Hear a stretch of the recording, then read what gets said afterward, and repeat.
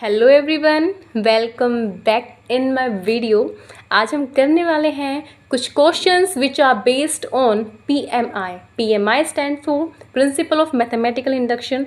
So let's start our video. So as you see here, the first question stands is for positive integer n, this condition will be follow if। यहाँ पे क्या रखा है कि ये condition n की किस वैल्यू के लिए फॉलो होगी।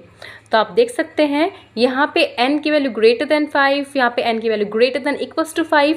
डिफरेंस ये है कि यहाँ पे हम 5 को इंक्लूड कर रहे हैं, यहाँ पे लेस देन 5 के लिए यहाँ पे है क्या है ये n की वैल्यू ग्रेटर देन 6 के लिए। तो सबसे पहले इसको करने के लिए हम क्या करते हैं कि जो हमारे पास रिलेशन दे रखा है ये इसको उतारते हैं। 10 की power n-2 is greater then 81n। तो देखिए अगर मैं यहाँ से इन दोनों में से n की वैल्यू 5 के लिए चेक कर लूँ तो इन दोनों में से एक तो पार्ट में डिस्कार्ड कर सकती हूँ। तो देखिए मैं n की वैल्यू 5 रखती हूँ यहाँ पे, तो 10 की power 5-2 is greater then 81 into 5। This is 10 की पावर 3 ग्रेटर देन 81 इंटू 5। तो ये हमारा होता है 1000 इज़ ग्रेटर देन, इसको हम इससे मल्टीप्लाई करेंगे तो 5 दैट इज़ 405। तो क्या 1000 हमारा ग्रेटर देन है 405 से? बिल्कुल है।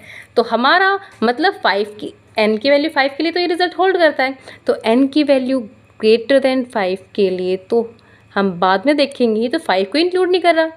तो n की वैल्यू 5 के लिए है तो भाई ये तो 6 से अबव की बात कर रहा है, 5 की तो बात इसने की ही नहीं, तो ये भी गलत। और n की वैल्यू 5 में यहाँ पे भी 5 इंक्लूड नहीं है तो ये वाला भी गलत। तो हमारा ओनली राइट ऑप्शन हमारा ऑप्शन नंबर बी है, that is n is greater than equals to 5 के लिए ये रिजल्ट हमारा होल्ड होगा। तो देखिए अब हम करने वाले हैं हमारे नेक्स्ट क्वेश्चन को, जो क्वेश्चन कुछ इस तरह है।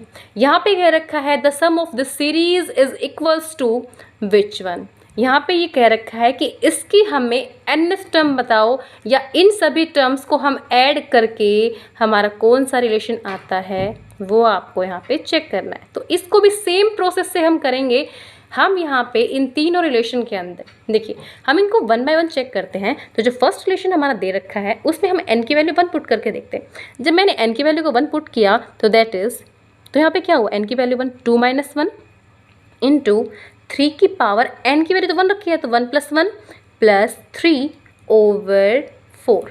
ये क्या है, 2 में से 1 गया 1 इंटू 3 की पावर 2 प्लस 3, 3 का स्क्वायर 3 3 = 9 प्लस 3 दैट इज़ 12/4, 4 3 = 12 जो कि हमारा 3 आ गया। मतलब n की वैल्यू 1 पुट की तो फर्स्ट टर्म हमारे पास दिखा रखी है यहाँ पे, ठीक है। तो अब देखिए इसके लिए तो रिजल्ट होल्ड हो गया ये। अब हम चेक करते हैं अगले वाले के लिए। अगर हमारे पास नेक्स्ट ऑप्शन में भी n = 1 के लिए ये फर्स्ट टर्म हमारी आ जाती है तो हमें फिर से n = 2 के लिए चेक करना होगा।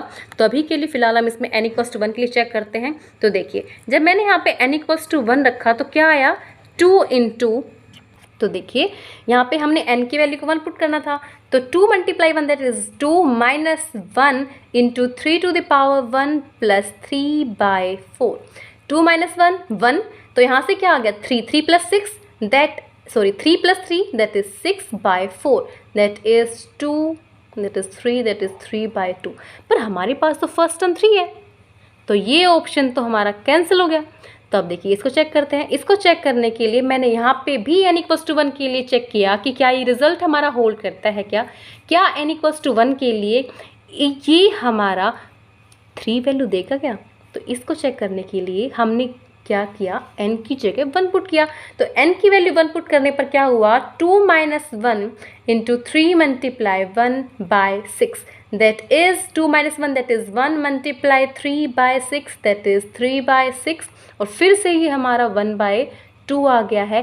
पर 1/2 तो आना ही नहीं था ना, हमें तो फर्स्ट टर्म लेके आनी थी जो कि हमारी 3 थी। तो देखिए 3 तो किससे आई, हमारे फर्स्ट ऑप्शन से आई। तो हमारा इस पूरी सीरीज़ का सम ये है। आई होप आपको समझ में आ रहा होगा। अभी हम करने वाले हैं हमारा नेक्स्ट क्वेश्चन भी PMI से रिलेटेड है। तो देखिए पर उसमें थोड़ा सा डिफरेंस है।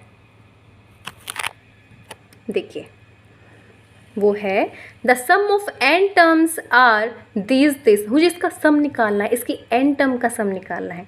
तो देखिए हम पुराने वाला तरीका अपनाते हैं जो हमने ऊपर वाले 2 क्वेश्चंस में सोल्व किया। देखिए मैंने n = 1, देखो यहाँ पे क्या आना चाहिए 1/3, ठीक है। तो इसका मतलब हमें फर्स्ट वैल्यू लेके आनी है, फर्स्ट टर्म लेके आनी है। तो हमने क्या किया, फर्स्ट ऑप्शन में n = 1 पुट किया, तो दैट इज़ 1/2। तो भाई ये तो नहीं आया 1/3, तो ये तो हो गया कैंसिल। अगर n = मैंने यहाँ पे 1 के लिए पुट किया तो दैट इज़ 2/1 + 1 2, तो ये तो फिर से हमें 2/2 देगा जो कि 1 आ गया, पर हमें तो 1/3 चाहिए। ये वाला भी ऑप्शन गलत हमारा। तो अब यहाँ पे क्या आया, मैंने n की वैल्यू को 1 पुट किया, दैट इज़ 1/1 + 1 2, ये तो फिर से नहीं आया। अब देखते हैं 4, क्या पता इससे आ जाए। तो देखो अब लास्ट चांस तो है, तो इसको चेक करते हैं हम। n = मैंने 1 पुट की, तो दैट इज़ 2/2 × 1 + 1, सो देखो यहाँ पे 1 ही आएगा, दैट इज़ 2/2, ये भी 1 आ गया। तो इसका मतलब ये है कि यहाँ पे इस सीरीज़ को हमें सोल्व ही करना पड़ेगा। ये वाला जो तरीका है हमारा n = 1 के लिए हर एक पे अप्लाई नहीं होगा। तो अब देखिए इसको सोल्व कैसे करते हैं। सारे ऑप्शन गलत नहीं हैं, हमने जो ट्रिक लगाई है वो इस पे अप्लाई ही नहीं हुई। तो अब देखिए हम इसका राइट आंसर निकालते हैं। आंसर तो इन्हीं में से कोई है। तो देखिए मैंने इस सीरीज़ को लिखा जो पूछ रखा है, जिसका सम में 1/1 + 2 + 1/1 + 2 + 3 अप टू सो ऑन। मुझे इसकी कोई nth टर्म निकालनी है। अब देखते हैं कि nth टर्म हमारी है क्या। तो देखिए मैं इसके अगर मैं nth टर्म लिखती हूँ तो क्या आएगी, ऊपर तो सब में 1 1 1 आ रहा है, तो भाई मैंने 1 लिख दिया ऊपर। अब नीचे क्या हो रहा है, पहले टर्म में 1 + 2 आया, फिर 3 और ऐड हो गया, फिर 4 हो गया, मैंने माना भाई ये n तक है। अब देखिए नीचे हमारा sum of natural n natural number है, जिसका फॉर्मूला होता है 1/n × n + 1/2। देखो इसका फॉर्मूला है भाई ये। अब इसको तो आगे सोल्व करने के लिए अब इसको थोड़ा सिंप्लीफाई किया, तो ये हो गया 2/n × n + 1। पर मुझे तो nth टर्म नहीं चाहिए, मुझे सम ऑफ n टर्म्स चाहिए। तो ये तो nth टर्म आई है, तो इसका सम निकालेंगे अब हम। तो सम ऑफ 2/n × n + 1 क्या होगा। अब ये जो हमारा आया है सीरीज़, ये हमारी आई है, इसको हम बाय पार्ट से सोल्व करते हैं, ठीक है। That is 2/n², that is, अरे n² नहीं करते, ये इजीली हो जाएगा ऐसे ही। देखो 2 पहले हम क्या लेते हैं, बाहर लेते हैं, that is sum of 1/n × n + 1, that is equals to 2 × 1/n - 1/n + 1, ठीक है। अब हमने क्या किया, इसका तो सम लेना था भाई। अब सम लिया तो देखो कैसे लिख सकते हैं हम। 1 मिनट, मैं अभी आगे आपको बताती हूँ। इसमें थोड़ा पेज ऐड करना पड़ेगा। देखिए यहाँ से ये क्या आया, देखिए क्या है हमारे पास, 2 तो बाहर ले लिया, सम ऑफ 1/n, मैंने इसको सेपरेट आउट कर लिया, माइनस सम ऑफ 1/n + 1।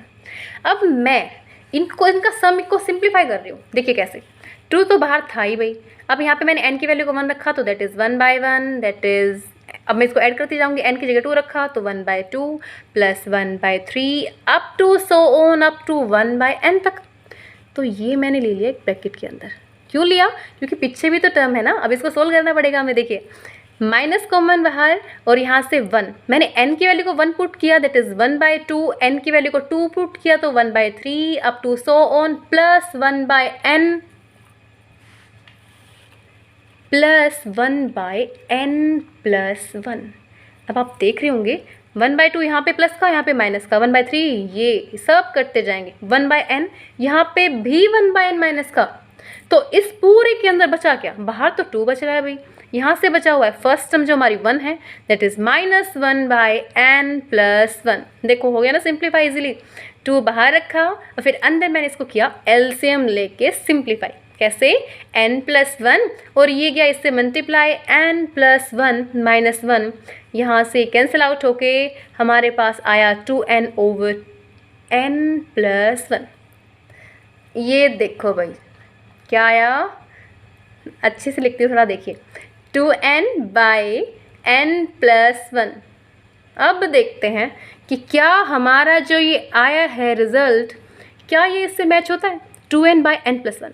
भाई देखो ये रहा हमारा, जिसको हमने पहले ही क्रॉस करके रखा था, बट यही तो हमारा आंसर निकला। तो देखिए ये है हमारा आंसर। तो ध्यान ये रखना है कि अगर हमारी ये वाली जो कंडीशन हमने n=1 के लिए करके चेक करके हम देख रहे थे, अगर ये हर एक के लिए अप्लाई ना हो तो आपको सिंप्लीफाई करना ही पड़ेगा, जैसे कि हमने क्वेश्चन किया। आई होप आपको ये सब क्वेश्चन समझ में आए होंगे। और अगर आपको ये वीडियो अच्छी लगी या समझ में आए क्वेश्चन या कोई फीडबैक मुझे देना चाहते हैं तो कमेंट सेक्शन में आप लिख सकते हैं। Thank you.